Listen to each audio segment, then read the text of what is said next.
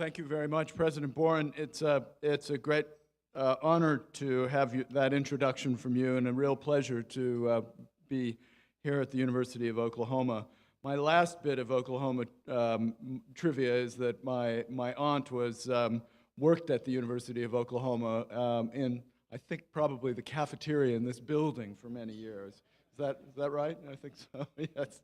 So many ties. What I'd like to do is really talk about the subject of this conference, which is the idea that building quality communities is so important for the quality of people's lives, and that if we do it well, and if we engage in it with serious intent, we can transform people's lives. And that's the business that we're about at the Prince's Foundation. I think it's the business that the Institute for Quality Communities is about. The foundation is a charity established by the Prince of Wales about 15 years ago. We work through educational programs, through engagement with people, and through empowering people. And our education programs include a master's in urban development with Oxford University, programs in urban design, and affiliations with universities around the world. Our engagement programs are really about getting involved in live projects to show people that change is possible. And I'll talk about some of the empowerment efforts as well.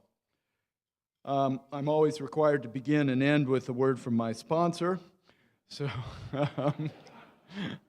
but I think this really does tell the story. The foundation was established to foster the crucial dimension of spirit and human feeling in our thinking, designing, and practice that had been so lacking in post-war development and led to the building of soulless ghettos.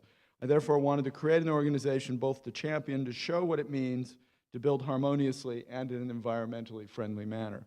So it really is that human side of how we make cities that we're all about. It's that human spirit and the ability of place to unlock human potential that the foundation is really there for. The picture on the upper left is from Prince Charles's own development, Poundbury, which is an extension to the county town of Dorchester, Thomas Hardy's hometown. And at the bottom is a project we've done with English Partnerships called Upton, which I'll show a little bit later. Foundation gets involved both through a trading company, a subsidiary, and through the charity in live projects around the UK and around the world. We've been involved in probably about 60 projects, ranging from cleaning up brownfield land to extensions to communities, to new towns, to historic city center and revitalization projects. And we work in all scales of towns, from villages of a few thousand up to cities like London and Beijing. And when I came, one of the first things His Royal Highness asked me was that we extend the work of the foundation from the UK into the Commonwealth and beyond, and so we've increasingly are working internationally. Ellen Dunham Jones and I were talking about principles, and you know, a lot of times people say that one shouldn't have, that one should be neutral or one should not be biased, and I think everyone has biases and everyone has principles. The only ethical position is to disclose those. So this is where I am telling you my biases. First, we believe that design is too important to be left solely to the professionals. Professionals are important and they're critical to realizing community building, but so too is the involvement of community. So we've spent a lot of time trying to develop tools for engaging community residents, unlocking from them their knowledge about the DNA of a place, because they're the people who understand it, and training professionals to actually work with communities through the act of design in making places. And this is an evolution from the sort of new urban charrette to something that's actually much more about a mutual education process, an education process of communities about the limits that really are imposed in any project, and of designers about really what it is that people want to see. And we do this through stakeholder identification and different layers of involvement at different stages in the process. And we do this because we have observed, we've been doing neighborhood planning charrettes all over the UK for the last couple of years, as neighborhood planning is a part of the process, that NIMBY, not in my backyard, is actually not a bunch of evil people. It's people who have observed the fact that most new development after the Second World War has made places worse, not better. And so the rational response is to be opposed to it until you can prove that actually it is going to make places better. So my campaign, my little campaign, is that we ought to actually engage with people, create conditions where we can create quality in people's backyards, as opposed to not in my backyard. And that acronym is QUIMBY, who happens to be the mayor in The Simpsons. So that's another thing. Nonetheless, I'm not going to change my mind. So community engagement is at the core of what we believe, and we believe the community are often the experts in a place. The second one is the notion that we really need to think about the act of building community as a cultural act, as an act of making a community in and of itself. And that extends to the actual making of buildings and the actual making of places. Our education programs are all centered around bringing theory and practice together, integrating practical building, architecture, and urban design with drawing, and seeing the local DNA of a place. And we always try to link in our community regeneration projects, we always try to link practical training with the building of social capital so that the community actually begins to participate in the process of building a building. And that's why the better block stuff was so exciting today, because that's really all about that kind of involvement. And we pretty reliably can transform people's lives in a 3-week period through these kind of programs. This is a training course, a training center that we've established in Scotland at a William and Robert Adam house that the Prince of Wales saved from being sold to some Americans, I think. Probably not, it probably would have been somebody from Uzbekistan, I think, these days, because they have more money than you all do. But we've been able to use that estate as a place for training in traditional building, in drawing, in architecture and design, and it is a place where we bring students from all over the world. Our summer school then brings together architects, planners, and craftspeople for a life-changing course in craft, design, drawing, and practical building. Again, we don't see a separation necessarily between the act of building and the act of designing. These are both honorable things to be involved in.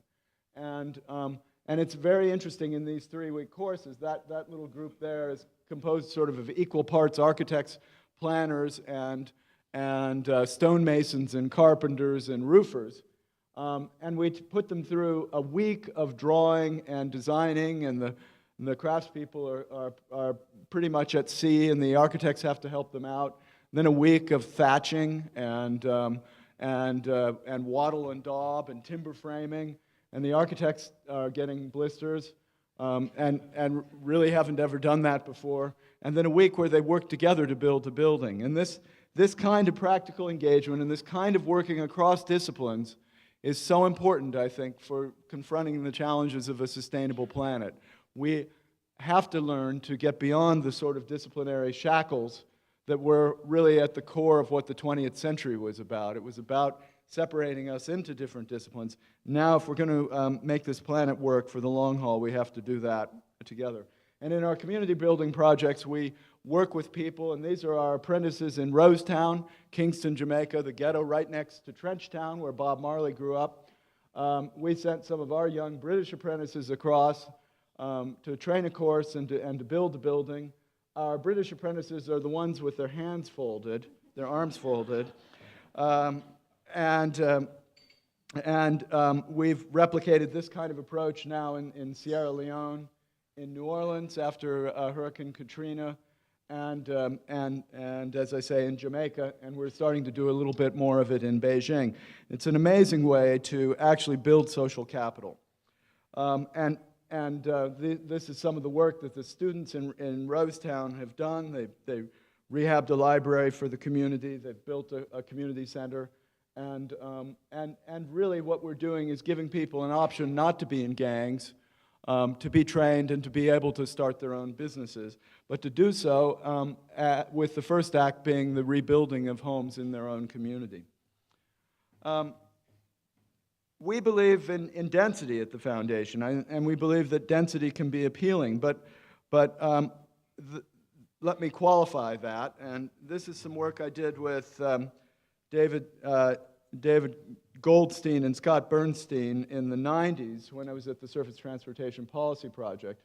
And what it shows is that driving declines and carbon emissions decline as you move, as residential density grows. But that most of that gain comes when you move from a detached house to the row house, to the terraced house, to the townhome. And then most of the rest of it comes when you move to sort of the 5 or 6 story kind of buildings that we see in Paris or London. We don't need to be Singapore. We don't need to be Tokyo. We just need to build in the way that we built in this country before the Second World War. To get the kind of densities that make sustainable places. And this is actually something we can do in converting our suburbs. And this is a project that we did in Melbourne just when the Prince was there in November to look at the conversion of the sort of quintessential quarter-acre Australian plot with the shrimp on the barbie and the plunge pool in the backyard into what is the most desirable housing type in Melbourne, the Victorian terraced house. But there ain't a lot of them, so they're very expensive. If you build more, they won't be so expensive. And so this is really beginning to think about the suburban retrofit side of the equation.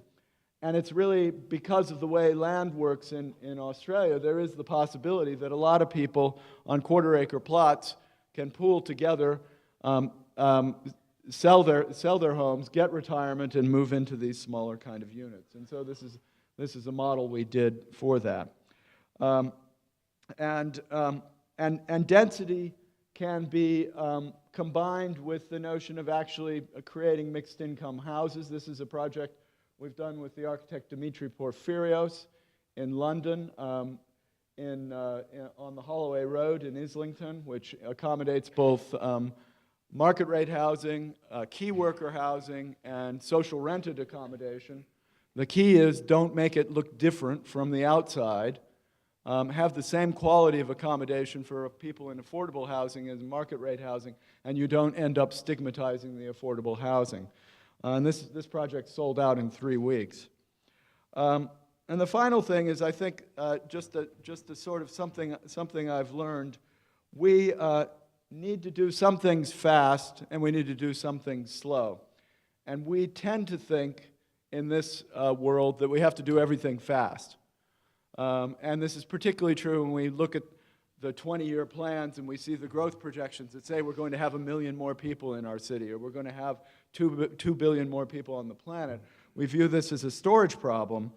But if we want to get things right and not mess up things in our cities, we have to figure out what things we mess with and what things we don't mess with. And this is an idea that I cribbed from Stuart Brand, who's a great man who wrote a book called How Buildings Learn What Happens After They're Built. And he's done some work on how cities learn. And the left column is Stuart's, where he talks about different layers and different rates of change in cities. And I'll just walk you through it, if I might. Cities are typically founded because of where they sit with respect to nature. They might sit on the ford of a river. They might sit in a place where there's a natural harbor. Or they might sit where 2 railroads come together. But they generally have a relationship to nature. And our job as planners and designers is to act as stewards. Culture is the layer underneath that. And that's something that changes slowly. And our job is to sustain our culture. It's not to muck about with it. Where we live as planners and architects and designers is in the next 2 middle layers: governance, which is the management of our cities as elected officials or as city planners, and infrastructure, which is the most powerful shaping thing for cities. What we've been doing, I think, is changing the basic structure of our cities for the top two layers, commerce and fashion. And really, I think the job of the planner and the designer is to accommodate commerce within the city and to absorb fashion, because fashion is the thing that changes quickly. And so for me, that is most exemplified by thinking about retail and how retail has changed in its delivery over the last 20 years. We've seen the shopping mall with the outdoor shopping mall. We've seen the indoor shopping mall. We've seen the failure of the outdoor shopping mall and the failure of the indoor shopping mall. We've seen the big box store. We've seen the lifestyle center. We've seen catalog shopping. We've seen the internet. And they all have changed in about 5 years. And what we've been doing is chasing and changing the basic structure of our road systems, the basic structure of our governance systems in order to accommodate 5-year trends. And then we're really up the creek after those trends change. But it does give Ellen Dunham Jones and the people who are saving dead and dying malls something to do. But maybe we ought to try to think about building cities so that they are vessels that accommodate that kind of change, and that's really what it's about. The idea of doing some things fast and some things slow really is something I learned from looking at how the Georgians dealt with industrialization in England and a rapidly growing urban population. And what they did was they built simple, replicable methods of construction, pattern books and details and houses that were pretty much the same. And then they added a craft layer. So these are the doors of Dublin. Gorgeously different, gorgeously individual, allowing people to express their individuality and be proud about where they are. And if you go inside, the fireplace surround would be similarly individuated. But the house is a simple thing. And I think what we tend to do is we either tend to customize everything or we tend to standardize everything. And I guess I would argue that in cities and in architecture, in design, we ought to be looking for places in between. We ought to be looking for the things that we do fast and the things that we do slow. So the Georgians is sort of an old fogey-ish kind of example, so I thought I should come up with one that was less old fogey-ish. And this really is what the App Store does as well. It's a simple, interoperable platform that allows individuals to create applications, businesses, and creativity that has unlocked an explosion of entrepreneurship. And I wonder if we might be able to think about doing the same thing. And to me, that the development in this country of tactical urbanism and better blocks and things like that are about the introduction of doing some things fast and not waiting for getting things done. We started to think about how to apply this in terms of building new communities, and this is Sherford, a new market town in Devon that the foundation did with the great master planner and urban designer Paul Moraine. And there we tried to write a design code that allowed for individuation over the process of building so that each phase would learn from the phase that happened before. And so that while there were standard things, like which we expressed in this sort of deck of cards of different things, there were things that were varied. And so you might vary eave height, you might vary the building setback line, but you would have a standard kit of parts that would be applied across the development. And this project is now in the process of getting built out. It's our first attempt to try to create a sort of organic code that allows for a new town, really, of about 20,000 people to be developed over time in an evolving way. And the final kind of tool or idea that I want to talk about is the idea of building community capital. And this is, at the core of what we think the challenge of community building is about. And this is something I really got from listening to the Prince of Wales, who often talks about building capital. And when he talks about it in the old way of thinking about capital, is that, and I guess if you inherit the Duchy of Cornwall, which was established for the Black Prince in the 1400s, and you have the responsibility to hand that on to the next Prince of Wales, what you do is you don't spend the capital of the Duchy of Cornwall estate, you spend the income and you try to increase the capital. And what Prince Charles takes from that is the notion that what we have been doing in our economy and in our way of building is spending our natural capital, spending down our human capital, and spending financial capital like it's a non-renewable resource. And instead, if we begin to think about husbanding that capital and unlocking assets through the building of communities, we might have a different kind of equation. So it's my job to take his philosophical framework and try to create tools. So this is our community capital framework, which is a tool for working with communities to assess the state of their communities and then to design and work with them to build plans and schemes for improving it. And so across the top, there's natural, social, financial, and built. And the notion is that built capital is a platform for unlocking our natural and social capital.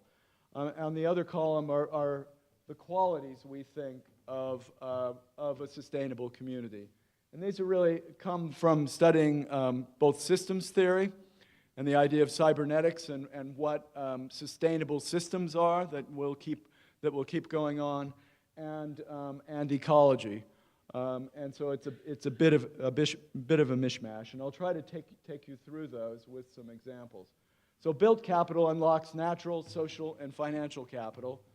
This is Seven Dials, which was at the heart of the Victorian rookeries. Dickens called it the worst place on earth. It ain't the worst place on earth anymore. It's a pretty nice place.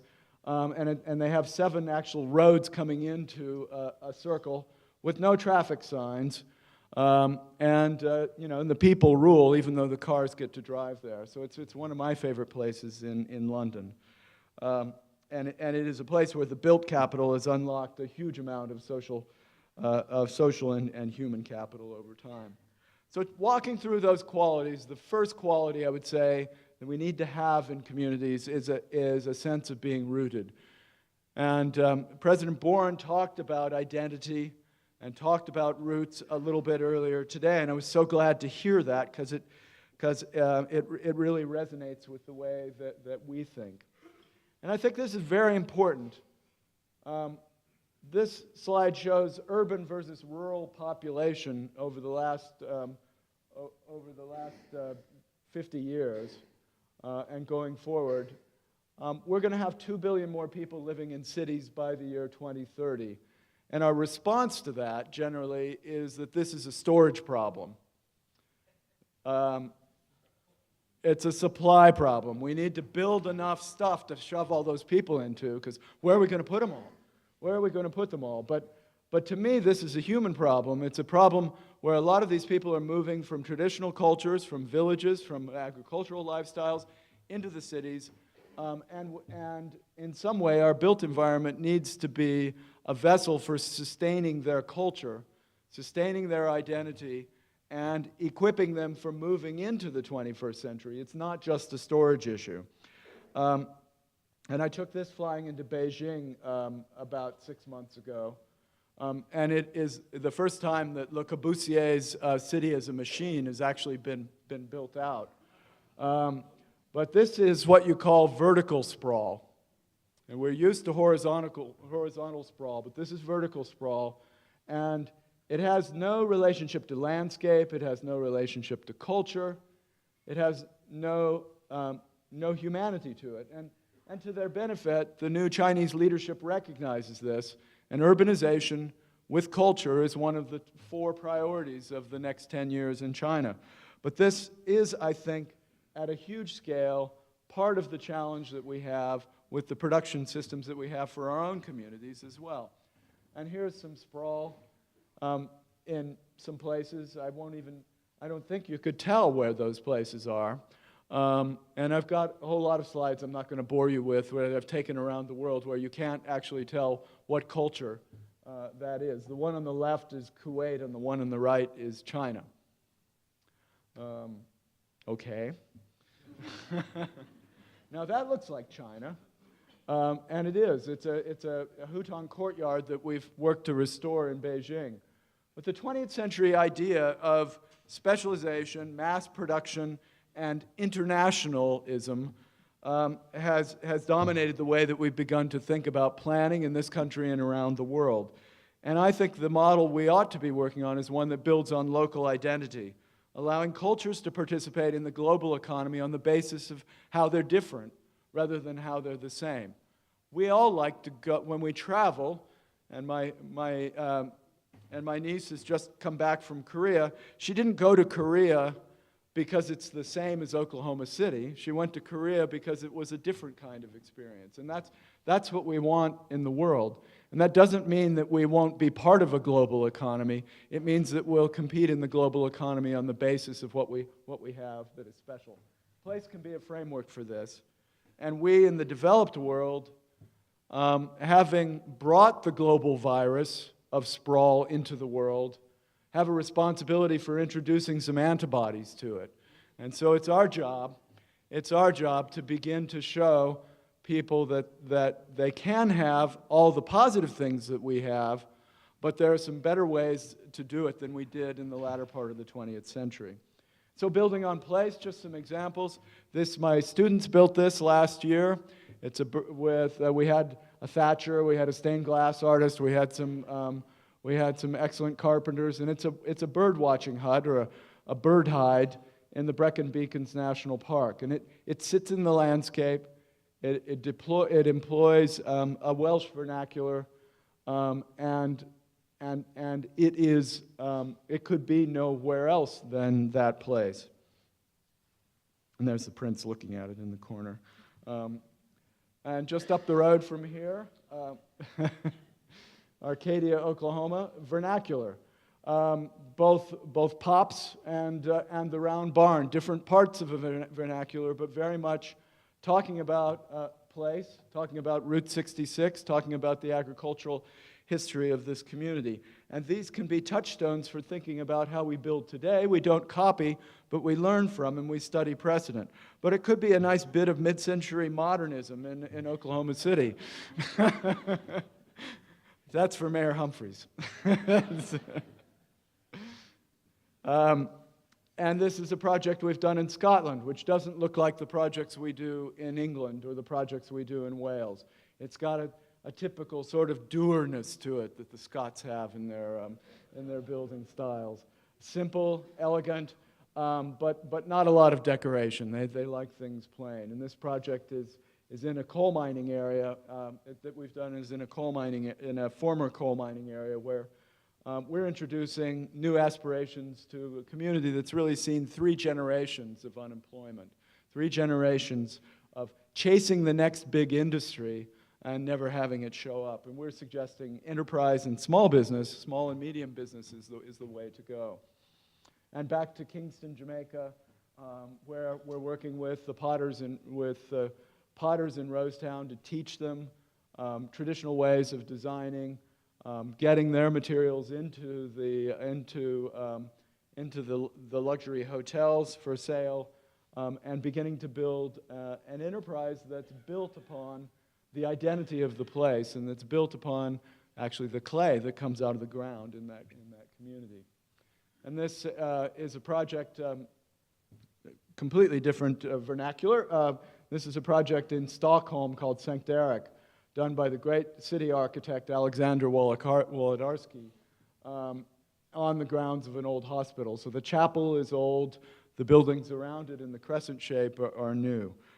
we can build in a way that fits the vernacular. We can build in a way that resonates with us and reconnects us with the heart of the communities that we're involved in.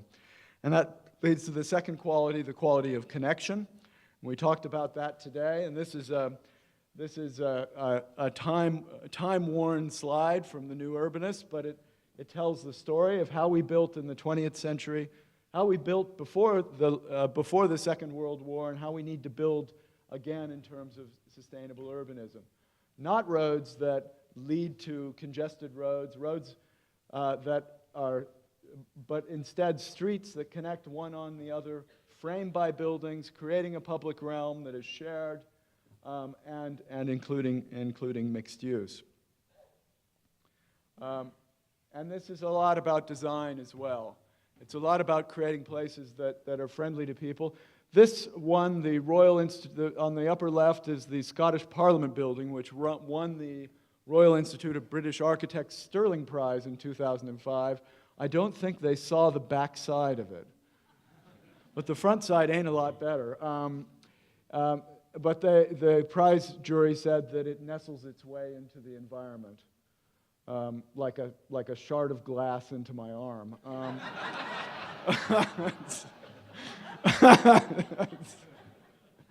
And this is my neighborhood in London where I work, Shoreditch, and a day when they were doing some work on the street, and the guys who run the Italian deli around the corner decided to occupy the street. I know where I would rather be on a daily basis. Public transport is key to this. It connects neighborhoods in the walkable city. I believe public transport is the armature for the walkable city. We need to extend the walk, and we do that with the bicycle, and we do that with public transport. This is a small town in Dorset, so it doesn't have light rail or streetcar. It has hopper buses, but it's absolutely at the core of extending accessibility for people. And the final comment about connectivity is that infrastructure is the servant, it's not the master. This is Strasbourg, the home of the European Parliament.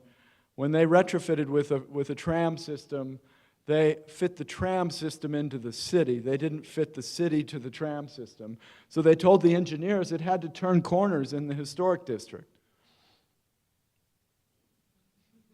When the Swiss did Swiss Rail 2000, they told the engineers, we want the trains to meet at 15 minutes, 30 minutes, 45 minutes, and on the hour.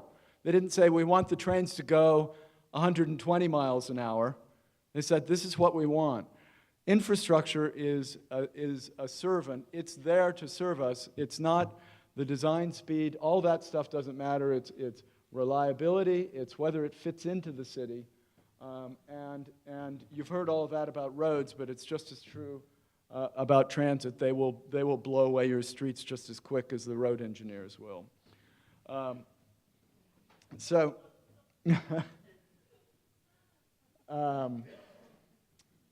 just a bit of an example about this. This is Lincoln, where we were fortunate enough to be asked to do the master plan. Lincoln is to develop a framework for managing change, and the real issue here was one of connection.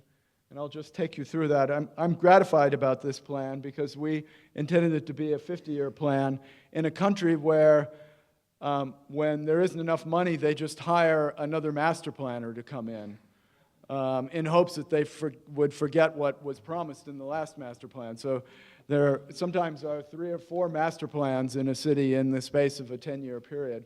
Our master plan actually has just been renewed after 6 years, so we're feeling pretty good about that. It's a Roman city, Lincoln, and it was built at the place where you could ford the river, and it was the connection of 2 Roman roads. The red line is what was the main Roman road through the city. It's still the high street. It's the red line through the high street, and this is analysis done by my friends at Space Syntax, which looks at the issue of connectivity. And it is still the most connected and most connected place in the city. The Romans built it. It has shaped the city for 2,000 years. But when we got to look at it, we discovered that the Victorians, in putting a railway through the center of the town. And in the 60s, when an elevated roadway was put in the town center was cut off from the neighborhoods nearby. And so you see there aren't any red lines that go through from east to west. And so our plan really was about ensuring that all development that happened actually unlocked revenue to build linkages for the roads to create a street network that linked across the city. And we identified a series of intervention sites. We didn't know when they were going to happen because they're in the private sector. So planning is partly about understanding how to sequence public investment, but it's also understanding about how to create a framework for managing what the private sector is going to ask of you and what you want in return. And what you want in return ought to be something that advances the long-term nature of the city. And clearly we saw some examples of that in downtown Oklahoma City today. The third quality is the notion of balance. And this, I think I will illustrate with some examples from Poundbury, which is the Prince of Wales's own development with the Duchy of Cornwall, where he's been working since 1993. Designed by the great and one of only two great Luxembourgian architects, Leon Creer. The other one is his brother, Rob Creer. Poundbury is an extension to a town. It looks like it's been sitting in the landscape forever because it's intended to reflect the vernacular of Dorset, where it lives. It's denser than the development that's been in its place before, and it commands a premium against conventional development of about 25%. As the Prince says, it's challenged the model for design by introducing the idea of shared road spaces, designing for the pedestrian first. He always says that we ought to accommodate the car, but celebrate the pedestrian. And has challenged the model of zone development by putting affordable housing and market rate housing next to one another through what we call pepper potting. So it's not a neighborhood of affordable housing and a neighborhood of market rate housing, but mixed in the same block, but to the same design standards, and integrating workplaces and retail within a walkable neighborhood. And this is done really through the notion of engaging the community. So this is another example of some of the development there. This is the notion of celebrating the car. At Poundbury, an event is created in the street grid every 60 to 80 meters to force the driver to actually react to the environment. And this is all about the notion that actually what we've been doing is outsourcing all the risk to the road system and not asking the driver to actually behave in a way that actually takes some responsibility themselves for driving in a certain way. I remember when I started in this business, the ITE manual called pedestrians traffic flow interruptions. You remember that, Dan? Yes. And so that and there was a great graphic that showed clear spaces at the edge of every road, so that you should mow down trees to 100 to 200 feet from the side of roads, as opposed to what Jeff showed today, which was stopping. So every 60 to 80 meters, you try to do something, whether it's a bit of a building coming out to the edge of the road, or it's a crank in the road, to cause people to pay attention. And we haven't had to put any street markings on any of the streets at Poundbury, and we haven't had a fatality in any of the time that we've been there. The final thing at Poundbury in terms of balance is the balance. So that's the balance between the car and the pedestrian. We talked about the balance in terms of housing types and mixed income housing. This is really about workplaces, and there's more than one job for every employed resident at Poundbury. We've got Dorset cereals, there's an electronics factory, there's a chocolate factory, which I try to ask everyone to visit when they come to Poundbury. And if you think about it, the whole notion of separating factories from where we live was back when we were tanning animal hides in factories, when we were smelting iron ore in factories. The Dorset cereal factory, this truck comes in with a load of nuts, another truck comes in with a load of grain, and then one comes in with some dried fruit, and they shake it up, put it in a box. It's really not that noxious. You just have to manage where the trucks come in and out so it doesn't disturb people, and you have to keep the truck drivers from sitting outside people's houses and running their engines. That's a management issue. It's not a design issue. So we're able to do that at Poundbury. It's still a continual battle in England. Every community I go to, they still want me to create a business park, an industrial park, and a housing park. But now we can take them here and to a few other places and show them that it works. So that is the issue of balance. The final, the next one is really the idea of resilience, and I think this is pretty important. Our chief scientific advisor, commenting on the increased incidence of flooding, has basically said we are going to have more droughts, we're going to have more floods, more sea surges, and more storms. There's increased likelihood of storm events. We're now seeing 100-year storms every 3 or 4 years in the UK. And it behooves us to begin designing our communities in a way that they can take a bath, if nothing else. To begin designing our communities in a way that they can deal with a time when energy is not so plentiful as it is now. So this notion of designing for resilience has an environmental side to it. It also has a human side to it. If you design a community that has a mix of incomes, a mix of different types of jobs, that's built on small business, it's going to be much more resilient than a community that relies on a single manufacturing base. Because when that manufacturing base leaves, the community is going to fall. And so resilience, I think, cuts across all of the dimensions. But I'll talk about the sort of natural dimension. I spend a lot of time looking at the traditional landscape in England because it's a landscape that's beautiful, but it's not a landscape that is wild. It's a landscape that has been tamed and tended and nurtured and loved for thousands of years. And the picture there is the water meadows at Salisbury, outside of the city of Salisbury. And if I had included more of the picture, you would have seen John Constable's great painting of Salisbury Cathedral there. But the water meadows are a way of managing the fact that rivers rise and rivers fall, and doing so in an agricultural environment with a system of ditches and leaches and places for flooding to take place without flooding the city. And these techniques and these methods of handling water can be adapted to the urban environment. And so we've begun to do that with water. We've begun to do it with building systems. We've begun to do it with a series of different ways of thinking about learning from nature and applying nature's lessons in our human systems. And so this is sustainable urban drainage at Upton. But there's another dimension to that, because if you just do it to manage water, then you ain't making places for people at the same time. And so this is from the Handbook of Sustainable Urban Drainage in the UK, and it says the 3 things you want to solve for are water quality, water quantity, and wildlife. But placemaking, and these are some of their good examples of the kind of places we could make with sustainable urban drainage.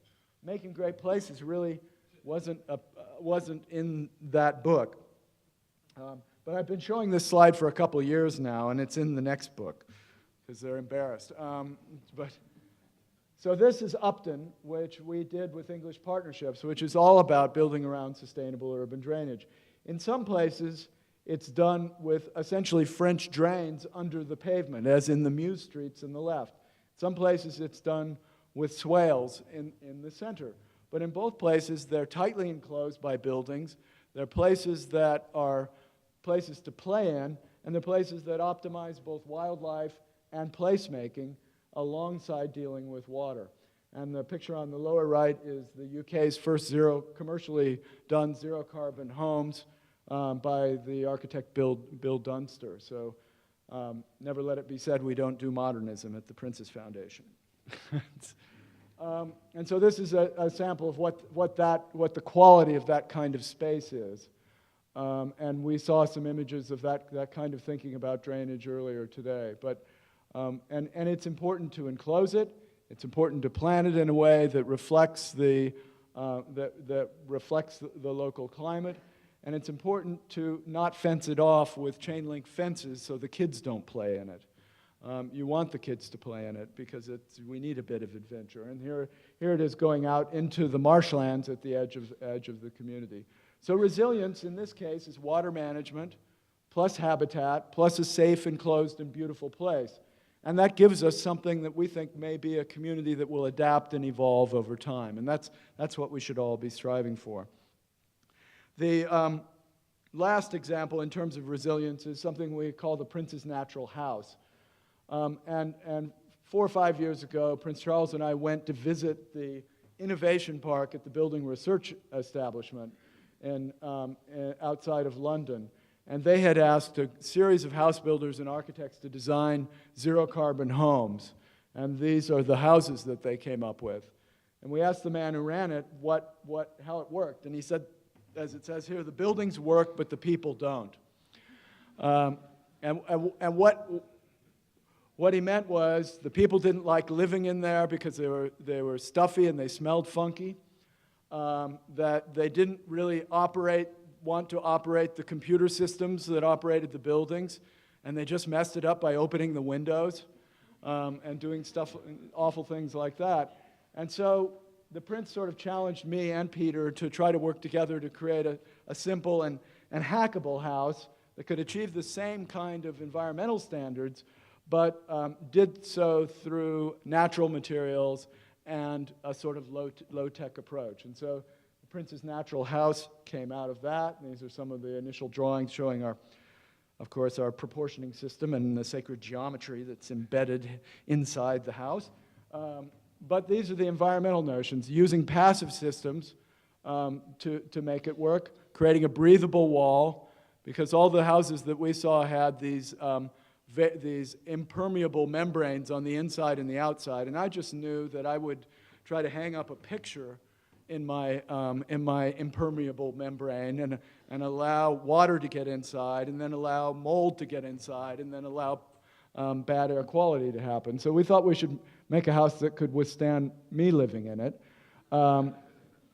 Thermal coherence, building it so that there aren't gaps for heat loss or heat gain.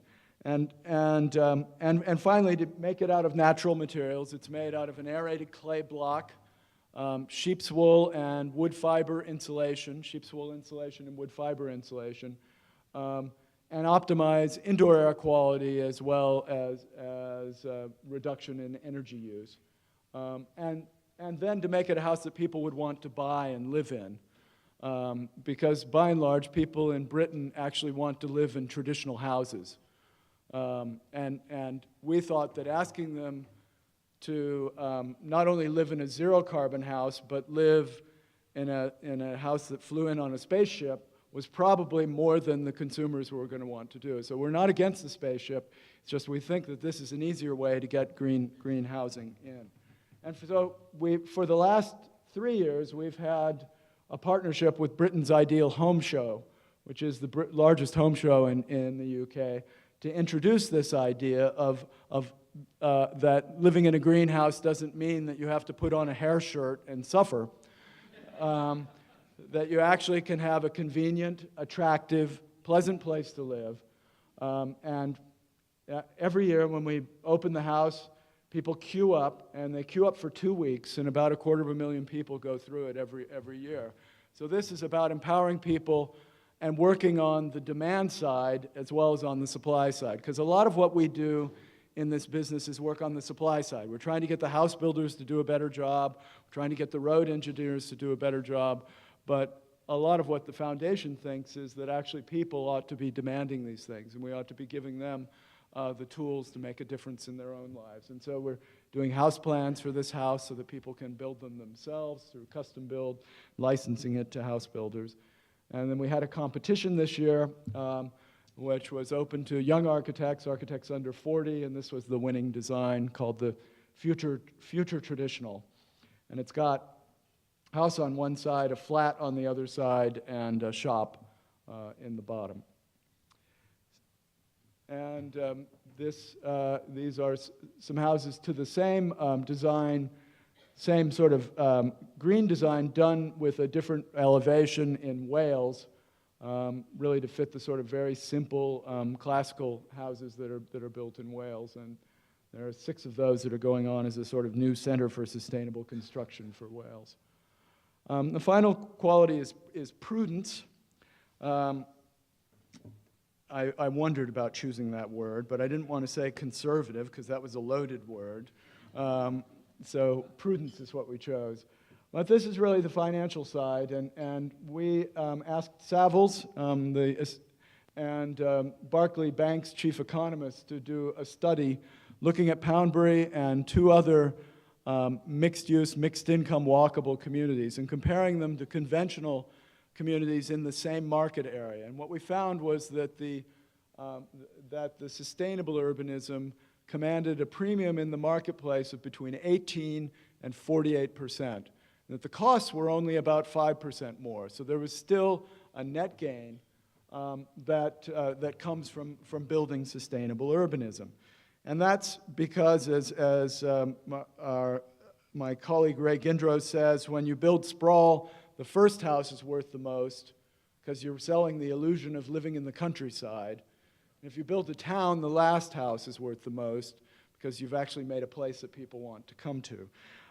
So this introduces the time dimension. And when we showed those results to the house builders, sorry, going the wrong way. When we showed these results to the house builders, they said, well, that's not how we make money, because we actually make money from getting planning permission and getting an uplift in land value, and then we just want to get out as quick as possible. So if they have more houses than they can build, if there are more houses on a site than they can build in 3 years, they sell to another one of their competitors. And so this began to get us thinking about how do you actually capture that value. And it really has to do with thinking about what we call the strategic land investment model, which is essentially viewing the land as equity in the project, as opposed to something that needs to be cashed out, and delivering house building and community building more in the way that commercial developers deliver commercial development, and putting the house builders in the role of being the contractors rather than being the developers, so that you capture the funding.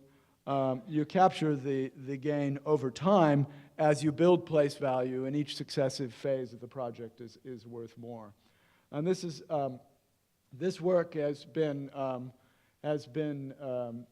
done in the U.S. by Chris Leinberger in the past, and by some people at the University of Maryland as well. But we're putting this into play, and it really, I think, calls for the notion of building in the way that a lot of the great places in Britain were built by landowners over time, and capturing value over the 50 and the 100-year frame. And if we can think about that, that's the way to go.